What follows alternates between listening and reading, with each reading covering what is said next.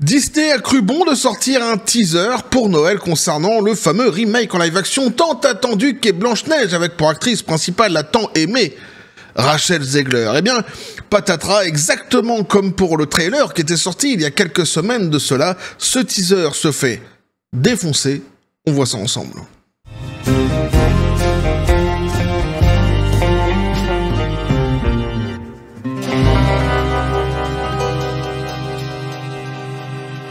Mais tu me feras pas croire que t'es pas étonné. Eh, mais je suis sûr que même toi qui sais tout, toi qu'on appelle dans le milieu, dans le métier, l'encyclopédie.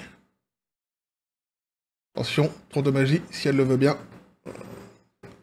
Tac. Voilà.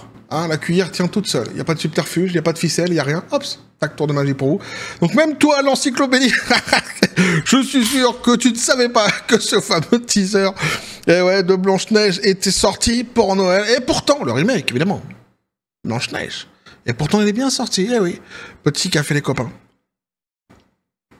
Et tour de magie comme ça, gratos, hein, évidemment.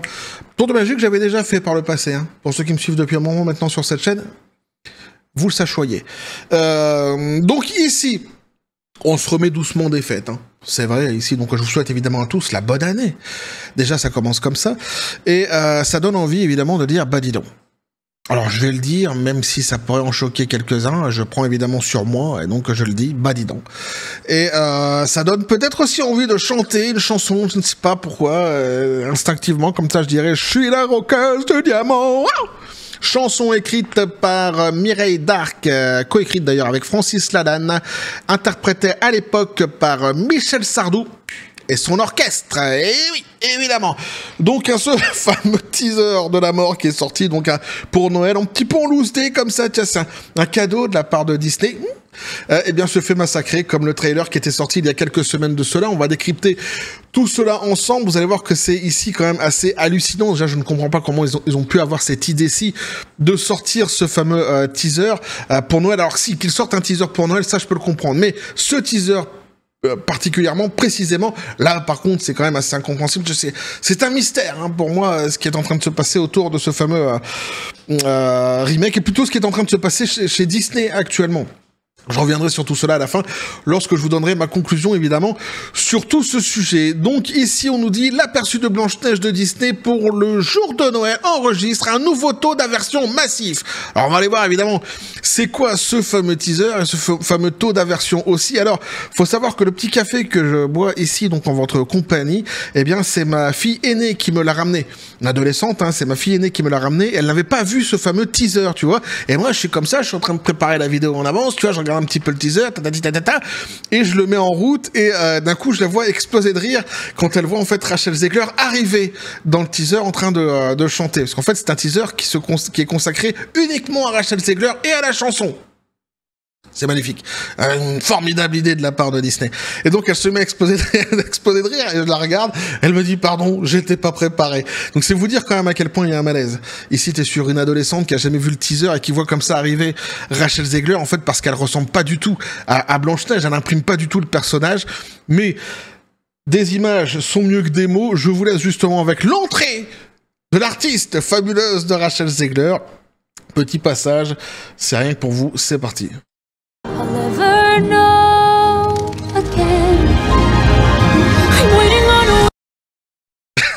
C'est ce petit passage-là. C'est ce petit passage-là. La manière qu'elle arrive, je le remets parce que c'est fabuleux. C'est juste génial. On dirait un coucou qui sort de sa boîte. Coucou. C'est qui sort de sa boîte comme ça. Mais c'est fabuleux parce qu'en fait, elle imprime pas du tout. Elle imprime pas du tout. C'est-à-dire que alors ce n'est que ça, hein. Ce n'est qu'une chanson, ça dure 1 minute. Certains disent que c'est un trailer, moi je dis que c'est un teaser, parce que c'est très court, mais enfin on s'en fout, tu l'appelles trailer, teaser comme tu veux, on s'en bat les couilles. Oh pardon, on s'en bat les Pokéballs, évidemment, j'ai glissé. Ça peut arriver, ah ouais mais c'est comme ça, hein. C'est le début d'année, on fait ce qu'on peut, on se remet, comme j'ai dit, doucement des fêtes. Donc hein, je m'en bats les Pokéballs. Donc voilà, donc elle imprime pas. Le souci il est là. C'est-à-dire que si tu dis à quelqu'un, par exemple, ça en fait c'est le teaser de Blanche-Neige, et le type il dit, il est à côté de toi, tu vois, il connaît pas le délire, c'est pas ce qui se passe, c'est pas qu'il y a Rachel Zegler, tout ça, et qui va regarder le truc, sans doute il va te dire, ok, c'est le teaser de Blanche-Neige, mais le personnage là qu'on voit là sur l'écran, c'est qui dans le film? Bah, c'est Blanche-Neige. Non. Attends.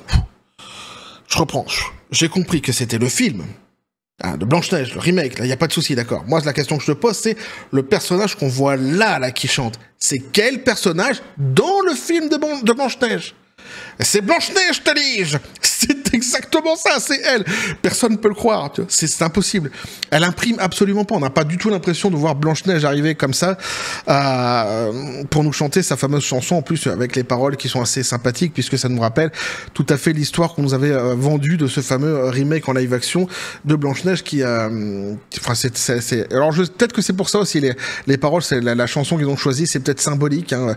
C'est peut-être pour envoyer une petite crotte de nez comme ça à tout le monde, au public, aux fans, je sais pas, ils en ont peut-être plus rien à foutre chez Disney, je sais pas ce qui leur arrive. Quoi qu'il en soit, 3800 likes, c'est beaucoup, mais 31 000 dislikes, c'est juste énorme, hein, depuis qu'il est sorti. Donc hein, le fossé ne fait que se creuser, l'écart ne fait que se creuser, c'est assez édifiant évidemment. Et d'ailleurs, pour vous dire, dès lors que j'ai fait la vignette pour cette vidéo, et au moment justement où aujourd'hui je fais la vidéo, il va falloir que je recapture le delta des likes et des dislikes, parce qu'en fait le fossé c'est énormément creusé entre temps, et c'est dire à quel point ça va vite et à quel point justement c'est édifiant pour ce fameux teaser, pour ce remake en live action qu'est Blanche-Neige, que personne ne veut à la base. Ce qui est étonnant quand même, c'est donc c'est de s'être focalisé sur Rachel Zegler, et ici évidemment, eh bien, elle va en faire les frais, hein, Rachel Zegler, puisque tout simplement, du fait qu'elle soit mise en avant dans ce teaser, on se rend compte quand même qu'elle polarise pas mal d'animosité autour de ce fameux remake. Si on pouvait déjà s'en douter, hein, il n'y avait pas de souci, mais il y avait quand même pas mal d'autres choses qui rentraient en jeu dans le fait que les gens ne voulaient pas de ce remake. À la base, déjà, le synopsis et le côté woke de la force installé que personne ne voulait. On se rend compte davantage avec ce teaser que réellement, c'est un problème. Cette actrice-ci est un très très gros problème pour ce remake en live action. Mais c'est vrai que, comme j'ai dit déjà, elle ressemble pas du tout à Blanche-Neige, quoi. C'est juste, en fait, ça peut pas fonctionner. Mais enfin, moi, dès le début, tu vois, quand je vois ça, et c'est pareil, tu vois, la réaction de ma fille est quand même assez significative, quelque part, c'est tu te dis, ça peut pas fonctionner. C'est étonnant, tous les choix qu'ils ont faits sont très étonnants pour ce remake. Bref, on continue. On nous dit donc un aperçu du remake de Blanche-Neige de Disney diffusé le jour de Noël suscite une fois de plus une attention malvenue, donc des aversions plutôt, une attention malvenue, ça c'est certain. La vidéo donc a suscité un énorme taux d'aversion, voilà, qui semble se concentrer autour de la star très impopulaire du film, Rachel Zegler. Si Disney pensait que ses détracteurs de Blanche-Neige étaient peut-être généreux ou dans l'esprit des fêtes lorsqu'il a dévoilé son dernier extrait du film à venir, ils se sont trompés. Comme on pouvait s'y attendre, pardon, les téléspectateurs se sont rués en masse sur le bouton pouce vers le bas de la dernière vidéo de la maison de la souris centrée sur Rachel Zegler. On ira voir après aussi à la fin ce qu'il en est du fameux trailer, ce qu'il est devenu jusqu'à aujourd'hui, ce fameux trailer qui est sorti il y a 4 semaines de cela et qui lui aussi bat tous les records en termes d'impopularité. C'est assez tragique en réalité, quoi. Alors c'est vrai que ici, peut-être qu'il pouvait s'attendre à peut-être une pointe de générosité de la part des gens parce qu'ils sortaient pour Noël. Je ne sais pas si vraiment c'est une réflexion qu'on peut avoir sur le fait qu'ils aient sorti ce teaser-ci. Moi, je trouve ça tout à fait lunaire. Je le trouve tout à fait lunaire, ce teaser. À mon avis, il n'a absolument rien à faire ici. Sur un plan marketing, c'est totalement incompréhensible. Totalement incompréhensible. Alors c'est à se demander s'ils le font pas exprès, justement. Alors, la première donc du jour de Noël comprenait un aperçu mettant en vedette la star Rachel Zegler interprétant une chanson originale intitulée « Waiting on the Wish ». Donc littéralement, pour la traduction, « J'irai manger une wish ». Une wish Lorraine, évidemment. On pourra la manger ensemble, puis après on ira manger des chips. T'entends? Des chips, te dis-je. Malheureusement pour Disney. L'accueil sur YouTube a été une fois de plus extrêmement négatif, la chanson accumulant environ 16 000 dislikes contre seulement 2 900 likes au moment de la rédaction de cet article. Donc eux, ils l'ont écrit, cet article aussi, le 27 décembre. 2 jours seulement donc après sa sortie. C'était déjà énorme. Et on voit ici, on peut constater que le fossé ne fait que se creuser. Pour un teaser, en fait, qui est vraiment passé en 12D quelque part, inaperçu. Franchement, moi, il a vraiment fallu que, parce que je lis les articles tous les jours de ce qui se passe en règle générale dans la pop culture et surtout sur ce qui se passe autour de Disney, Disney qui est un sujet qui m'intéresse beaucoup, surtout depuis l'élection de Donald Trump, enfin encore plus, parce que déjà avant il m'intéressait beaucoup, mais encore plus depuis l'élection de Donald Trump, pour le côté woke de la force évidemment. Mais si j'avais pas lu ces articles aussi, jamais j'aurais entendu parler de ce fameux teaser, c'est juste hallucinant.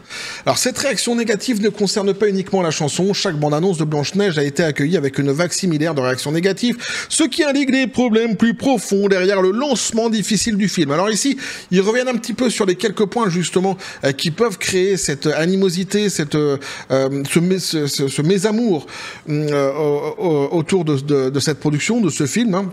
C'est pour ça que j'ai choisi cet article aussi, parce que je trouve que c'est assez intéressant de revenir sur certains points, peut-être des points que vous ignorez, en tous les cas, mais il y a un point qui a été mentionné ici que j'ignorais, et justement c'est assez intéressant évidemment. Alors l'une des principales critiques porte sur les aspects visuels et techniques du film. De nombreux spectateurs ont critiqué les nains créés par ordinateur, les décrivant comme ridicules. Coucou. Ah, c'est moi? Bah si, évidemment, je les ai critiqués. Et ne répondant pas aux normes élevées traditionnellement associées aux productions Disney. Mais en fait, c'est pas qu'ils sont ridicules, c'est qu'ils sont hideux. Ils sont laids, ils sont vilains, les nains. Ah, ils font peur en plus, ils font flipper. Moi, mon fils d'1 an et demi, là, qui va bientôt avoir 2 ans, il a flippé quand il a vu les nains. Et c'est pas normal quand même, parce qu'il peut regarder quand son frère, quand son frangin regarde des dessins animés de la famille Addams, s'il se met à côté, il regarde. C'est-à-dire qu'en fait, les monstres dans la famille Addams correspondent plus à ce qu'il est enclin de regarder sans avoir peur que les nains dans Blanche-Neige. Le remake, c'est quand même... Il y a un problème là-dessus, il y a un souci quand même. C'est juste hallucinant. De plus, l'interprétation de Blanche-Neige par Ziegler, par Ziegler a été accueillie avec scepticisme. Tu m'étonnes. Les fans affirmant qu'elle n'incarne pas de manière convaincante le personnage emblématique, remettant en question son aptitude à jouer le rôle si chéri depuis des décennies. J'ai dit, elle n'imprime pas. Pour dire plus clairement, je la trouve nulle. Mais globalement, en fait, hein, pas que dans ce film aussi, dans toutes les productions dans lesquelles j'ai pu la voir passer. Alors ici, en plus, on peut pas dire vraiment, parce qu'on n'a que quelques images, mais rien que les images qu'on voit, c'est pas engageant, ça donne franchement pas envie. On n'a pas l'impression, on n'est pas transporté par son jeu d'actrice, justement, dans le personnage Blanche-Neige, directement. Mais globalement, en fait, je la trouve mauvaise. Moi, je la trouve très très nulle comme actrice. Je pense qu'on ne s'improvise pas acteur ou actrice, et c'est pas parce qu'elle était très populaire sur YouTube que ça fait d'elle une actrice évidemment convaincante par la suite. Alors c'est sans mépris que je dis cela, hein, mais je le constate en tous les cas. Évidemment, pour moi c'est raté. Mais elle me fait penser à une autre actrice aussi que je trouve assez mauvaise. C'est Ray. Chez Ray. Qu'on sait son nom déjà. C'est pas Daisy Ridley? Daisy Ridley, il me semble. Je me souviens jamais des noms et des prénoms, surtout féminins, des actrices, j'ai du mal.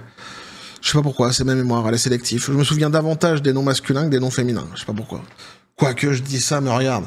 J'ai vu Alyssa Milano une fois dans Madame est servie quand j'étais gamin, je me souviens encore de son nom et de son prénom. J'ai une mémoire particulière. Bref, mais donc voilà, donc c'est vrai, voilà, jeu d'actrice, ouais, comme Rey, quoi, dans Star Wars. C'est plat, c'est nul, Et là, c'est pire, en fait. C'est pas le même jeu d'actrice, en plus, du tout. Hein. Elles ont pas du tout la même façon de jouer. Mais c'est pire encore pour Ziegler. Elle te sort vraiment du personnage, en fait. Alors, c'est marrant parce que, tu vois, autant elle te sort du personnage, autant l'autre, elle t'y fait jamais rentrer. Ray. Tu vois, t'arrives jamais quand tu la vois, t'arrives jamais à te dire que t'es dans un Star Wars. C'est ça qui est génial. Elle arrive à te sortir du personnage, par contre, Ziegler. Tu vois, ils ont une façon de jouer qui est différente, mais les deux posent problème. À mes yeux, évidemment. Alors, une part importante du sentiment négatif semble être dirigée contre Ziegler elle-même en raison de ses crises très médiatisées et de son comportement controversé depuis qu'elle a été choisie pour incarner Blanche-Neige. Dès le début, Ziegler a été une figure polarisante. Elle a fait les gros titres en précisant qu'elle ne blanchirait pas sa peau pour incarner Blanche-Neige, une position que certains ont interprétée comme une réaction défensive à l'idée de confier à une actrice hispanique un rôle traditionnellement réservé aux Blancs. Alors il n'y a pas d'ambiguïté en réalité, elle avait eu d'autres déclarations par la suite où elle a un vrai problème avec la couleur blanche, avec les Blancs globalement, elle a un gros problème, hein, de la même manière que Brie Larson d'ailleurs a un gros problème aussi avec les Blancs, et là-dessus il n'y a pas de mystère, elle s'est pas cachée de ce qu'elle pensait, de son racisme quelque part devrais-je dire, et c'est assez, il y a pas de, c'est pas nébuleux. On sait qu'évidemment, elle n'aurait pas accepté de se faire blanchir la peau, ce qui aurait été sans doute plus judicieux déjà. Bon, enfin bon, même au-delà de ça, de toute façon, ça fonctionne pas. Comme je disais, le jeu d'actrice déjà ne fonctionne pas. Alors, cette déclaration a donné le ton à une série d'actions et de déclarations qui ont aliéné de nombreux fans potentiels. Donc, les interviews de Ziegler ont souvent été décrites comme extravagantes et dénuées de tout sens. Elle a fait des comparaisons avec des sculptures estimables du Louvre en déclaration, avec une déclaration que beaucoup ont trouvée embarrassante et déconnectée de la réalité de son rôle à Hollywood. Et c'est ça, en fait, que j'ai découvert. Ça, je ne le savais pas. Donc, on va revenir un petit peu là-dessus, les copains, parce que je vous en avais pas parlé, parce que je l'ignorais. Je me suis demandé qu'est-ce qui se passe avec le Louvre et Ziegler. J'ai jamais entendu parler de cette histoire-ci. Et effectivement, c'est vrai. En fait, dans cette petite vidéo ici, en fait, elle se compare à une œuvre qui devrait être exposée au Louvre. Ouais, bah ça donne un petit peu le niveau du melon. Hein. Ah, on est sur de la montgolfière ici, il n'y a pas de problème. Hein. Bah carrément, ouais. Donc on dit ici Rachel Ziegler, donc aka Disney Blanche-Neige, donc croit qu'elle devrait être exposée au Louvre. C'est exactement ce qu'elle dit ici dans cette petite vidéo. J'ai découvert ça, je ne savais pas. Mais donc ça a créé évidemment davantage d'animosité, et c'est vrai qu'elle a polarisé quand même pas mal d'animosité. Alors sa critique du film d'animation original Blanche-Neige a dépeint le classique de Walt Disney comme sexiste et dépassé, comparant le prince de Blanche-Neige à un harceleur. Une comparaison qui semblait à la fois inappropriée et inutile. Alors là aussi, elle avait été plus loin, parce que quand on l'écoutait, c'était carrément, t'avais l'impression que le prince, en fait, c'était un psychopathe. Mais en fait, y a rien qui va, parce que au début, elle te dit, ce dessin animé, c'est un dessin animé qu'elle a comparé à un film d'horreur. Le Blanche-Neige original, si. Elle avait comparé à un film d'horreur, qui l'avait fait complètement flipper. Puis après, en fait, on avait découvert qu'elle avait pas regardé le dessin animé. Entre-temps, elle avait parlé aussi du prince, et là, du coup, tu te dis, mais pourquoi elle s'avance à parler de choses qu'elle n'a pas regardées? Et c'est là que tu comprenais, en fait, pourquoi, quand elle parlait, t'avais l'impression qu'elle avait rien compris de l'œuvre de base. Parce qu'en fait, elle l'avait pas vue. Tout simplement. Et elle te parlait donc du prince comme une espèce de prince qui était un psychopathe qui courait derrière les fesses de Blanche-Neige pendant tout le machin. C'est vrai que tu disais, mais en fait, elle a vu quoi comme machin? C'est quoi le film qu'elle a vu? C'est quoi le dessin animé qu'elle a vu? Et bizarre quand même, son dessin animé. Qu'est-ce qu'ils lui ont montré, ses parents? Oh, ça doit pas être la même Blanche-Neige, hein. C'est bizarre, cette histoire de prince comme ça, des espèces, on a l'impression d'avoir une espèce de... J'allais dire, de Strauss-Kahn.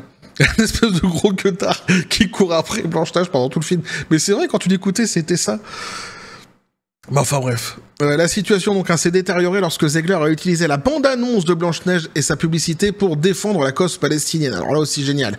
Cette décision a suscité de vives réactions, d'autant plus que sa partenaire à l'écran, Gal Gadot, est une vétérane de l'armée israélienne. Alors c'est sûr que Gal Gadot, elle l'a prise pour elle. Ça, y a pas de souci. Donc en interne, ça a dû vraiment, à mon avis, être assez compliqué. Et ça va être sans doute encore plus compliqué lorsqu'il faudra faire la promotion de ce fameux film et qu'ils devront encore se rencontrer. Enfin, je pense qu'il y aura des médiations qui seront faites avant, évidemment, l'argent se faisant, normalement ça devrait mettre tout le monde d'accord. Mais c'est vrai qu'en fait c'était hyper malvenu, et tout le monde peut le comprendre, pour un projet ici qui est fait pour divertir, de divertissement, donc comme Blanche-Neige, le remake en live action, qui coûte une blinde. On parle de 500 millions de dollars pour ce truc, qui devra donc atteindre le milliard de dollars pour pouvoir devenir rentable, que justement l'actrice principale vienne importer un conflit de guerre dans le monde ô combien clivant comme celui-ci pour y donner son avis. Tu vois, évidemment, les mecs chez Blanche-Neige, ils ont dû chez Blanche-Neige, chez Disney, ils ont dû se figer, tu vois.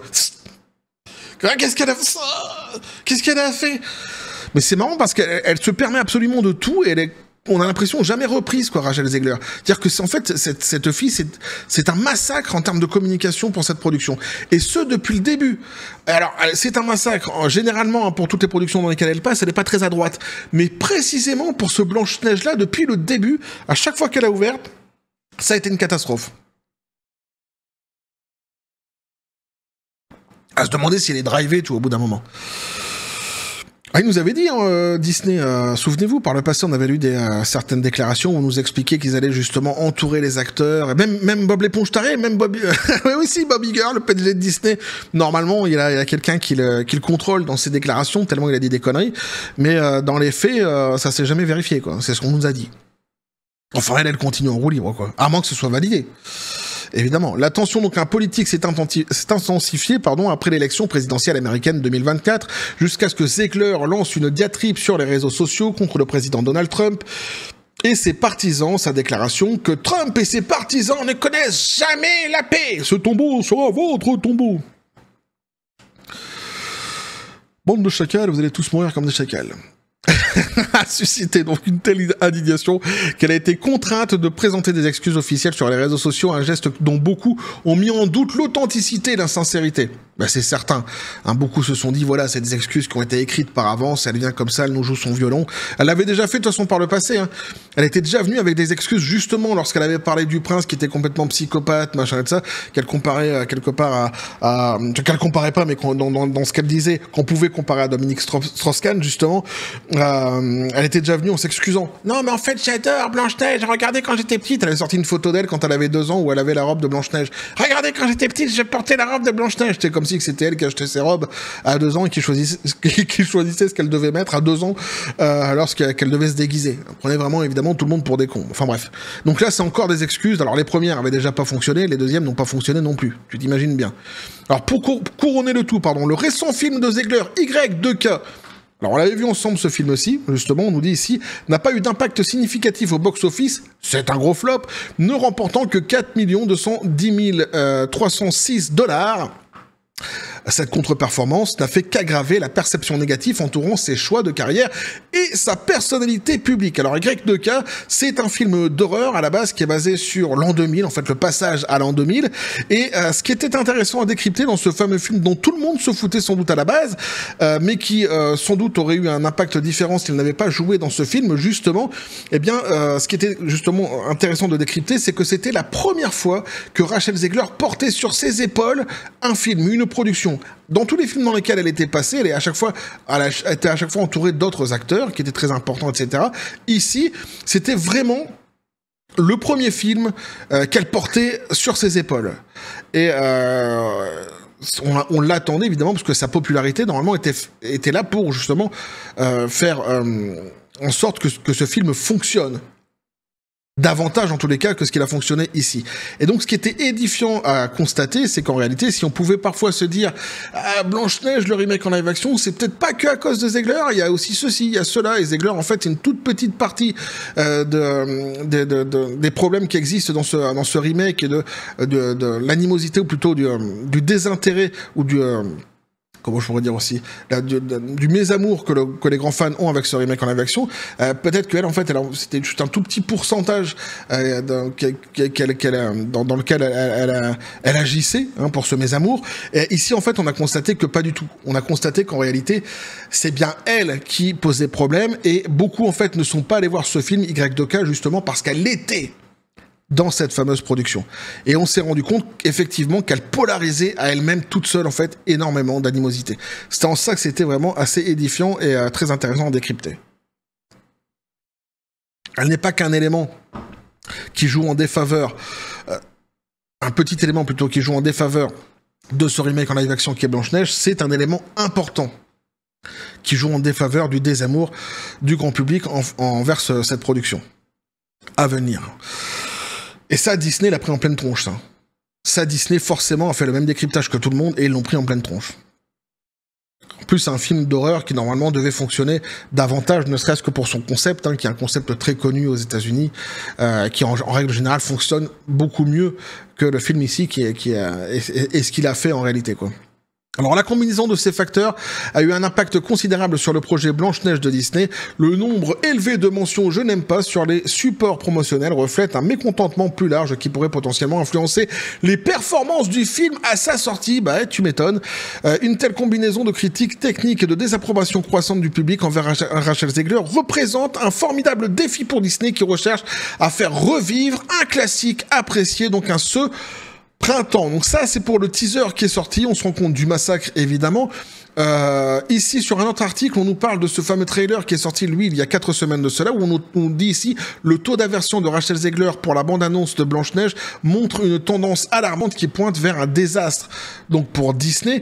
Et c'est vrai que quand tu regardes, en fait, le fameux trailer qui est sorti il y a 4 semaines de cela, quand tu reviens dessus, tu constates le massacre et le delta qui ne fait que se creuser davantage entre les likes et les dislikes, puisqu'ici, t'es à 34 000 likes d'un côté pour 858 000 dislikes. C'est juste, en fait, édifiant. Alors, beaucoup pensaient qu'il aurait atteint le million, justement, qui avait parié qu'il atteindrait le million pour la nouvelle année, là, pour les fêtes de fin d'année. Alors, ce n'est pas le cas. Ce faisant, il continue son petit bonhomme de chemin et peut-être qu'il finira par l'atteindre. Quoi qu'il en soit, de toute façon, même s'il restait figé ici comme il est en l'état actuel, c'est franchement assez édifiant et c'est terrible en réalité, donc, pour Disney. Donc ça, c'est pour ce fameux trailer qui est sorti il y a quelques semaines de cela et dont nous avions déjà évoqué, en fait, ce désastre ensemble sur cette même chaîne. Alors, voilà ce que pouvaient nous dire ici les articles. Je vous assure qu'en réalité, jamais je n'aurais pensé en ce début d'année réattaquer en fait ce début d'année qui est au frais, hein, avec une vidéo sur Disney, oui, mais sur Blanche-Neige.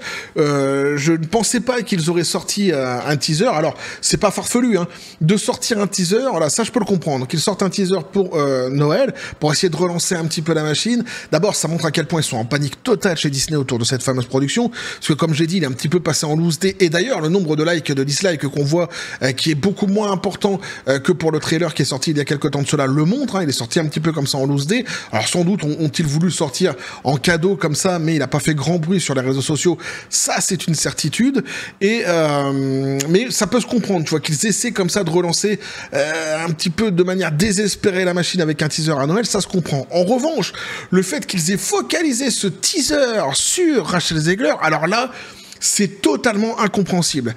Je ne sais pas en fait qui a eu cette fameuse idée. C'est-à-dire que tu as l'impression qu'ils sont complètement tous barrés chez Disney actuellement. Si on pouvait s'imaginer qu'il y avait comme ça quelques petites lumières qui venaient percer comme ça les ténèbres qui entouraient actuellement Disney, et la cathédrale selon Saint Walk, qui a été conçue en plein milieu justement de cette entreprise qui est la Maison aux Grandes Oreilles, on pouvait s'imaginer que depuis quelques jours, depuis quelques semaines, ils avaient un petit peu compris le message, puisqu'ils essayaient de se rattraper, de changer les choses depuis justement l'élection de Donald Trump. Mais en fait, ici, on se rend compte que non, ils ont absolument rien pigé, et tout ce qu'ils essaient d'entreprendre et qui va dans le bon sens, c'est uniquement parce qu'ils flippent de Donald Trump, pas parce qu'ils ont compris. En tous les cas, si, c'est ce qu'on peut se dire, puisque venir avec un teaser qui parle de Rachel Zegler, 1 minute où elle chante, c'est juste de la folie. T'imagines, toi, dans le bureau, quoi, le type qui a eu l'idée de ça. Eh, les copains, je pense que pour Noël, là, faudrait qu'on fasse un truc pour relancer notre fameux remake qui est Blanche-Neige. Non, parce que ça va pas très bien. J'avais pensé à un teaser, moi. Qu'est-ce que vous en pensez? Ah oui, c'est bien, c'est le teaser, voilà. Alors, comme je me suis dit, ça va pas très bien, faudrait qu'on se focalise sur une actrice que tout le monde adore, que tout le monde aime. Quel cadeau! Ta gueule. Rachel Zegler, hein, qui sera donc vraiment porteuse, qui pourra porter justement ici ce fameux teaser et qui pourra, j'en suis sûr, nous faire une belle promotion pour ce Noël. Alors là, évidemment, tu as ta Bob l'éponge taré qui est dans sa piscine comme ça en train de faire des bulles au milieu de son bureau avec son chapeau pointu marqué Kathleen Kennedy, que lui, il a entendu Zegler, et il braque-marre direct. Oui, Zegler, allez-y, faites tout pour Zegler, allez-y. Et donc lui, il a validé immédiatement, puis t'as tous les autres à côté qui étaient là, qui ont aussi validé le délire, et qui se sont dit, ah c'est super, ce serait une bonne idée, allez, on va mettre en avant Zegler. T'imagines un peu la folie qu'il faut pour justement valider cette idée-ci. Sur un plan marketing, c'est totalement incompréhensible. Alors, après, sinon, il y a une deuxième solution, c'est ils le font exprès. Mais alors là, s'ils le font exprès, putain, les copains, allez-y de vos hypothèses, parce que je comprends plus. Je comprends pas ce qu'ils font. Franchement, allez-y de vos hypothèses dans les commentaires, parce que s'ils le font exprès, alors d'abord, c'est dégueulasse pour Zegler, parce qu'ils la mettent ici, ils lui mettent une cible sur le dos, une fois de plus, hein. Ah ouais, alors je l'apprécie pas beaucoup, mais quand même, tu vois, au bout d'un moment, tu te dis, ils font pas d'efforts non plus chez Disney, quoi. Ils la mettent comme ça en avant, ils la mettent en porte-à-faux directement. Et non, mais dans un teaser qui est ni fait ni à faire, qui est moche. Déjà sur les couleurs, en fait, il est pas beau. Elle imprime pas, on n'a pas l'impression de voir une Blanche-Neige devant. Non, mais c'est tragique. C'est tragique. Les paroles sont débiles. Franchement, voilà. C'est risible, donc ils la mettent comme ça en fait en avant, et quelque part ils la balancent en pâture. Tu vois, si c'est fait exprès, c'est grave quelque part. Je ne comprends pas. Déjà, rien que pour Rachel Zegler, je me dis, je ne comprends pas. Ils essaient vraiment je sais pas, ils essaient de la... J'en sais rien. Il la balance en pâture, j'ai pas d'autres termes. Et puis de l'autre côté, si c'est fait exprès sur un plan marketing, alors là, c'est incompréhensible total. Alors là, comme je dis, allez-y de vos hypothèses parce que je ne vois pas. Pour ça que moi, je penche plutôt pour ils ont rien compris. Pour moi, ils sont toujours complètement déconnectés, c'est-à-dire censés...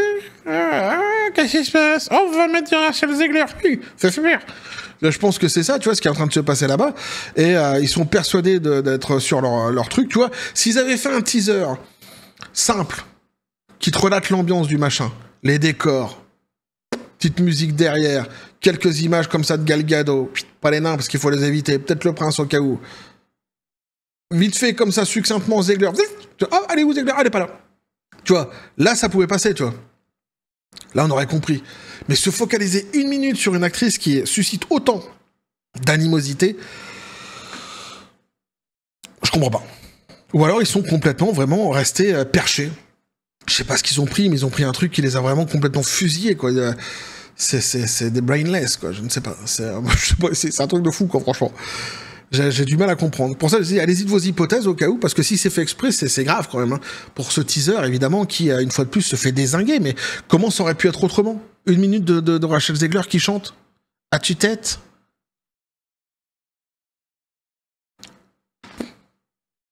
Comme j'ai dit, je vais pas me répéter, mais le teaser est moche en lui-même, elle imprime pas le personnage, c'est terrible, quoi.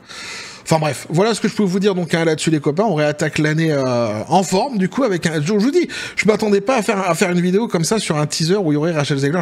Pour moi c'est vraiment incompréhensible, c'est de la folie. Mais bon, il est sorti donc une petite vidéo évidemment de décryptage comme toujours.